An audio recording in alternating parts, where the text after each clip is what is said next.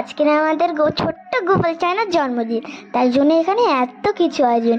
দেখুন কত কিছু আয়োজন, আমি তো দাঁড়িয়ে দাঁড়িয়ে দেখতে দেখতেই মনে হচ্ছে গোপাল সোনার জন্মদিনটা কখন যে হবে।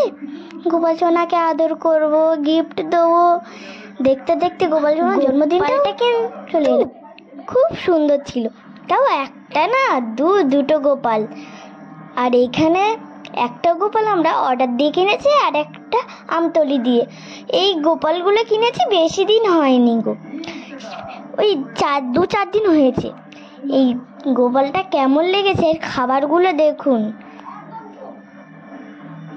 কত সুন্দর সুন্দর খাবার না। আপনারাও চলে আসুন আমাদের গোপাল সোনার জন্মদিন। বলুন তো আমার গোপাল সোনাটা কিনতে এত ইচ্ছা হচ্ছে, সবাই কিনছে, আমি না কিনলে হয়? বলুন তো, আমাদের প্রায় সবাই সবারই গোপাল আছে, কেউ পালন করে না, আমরা না নিয়ে কি করি বলুন তো।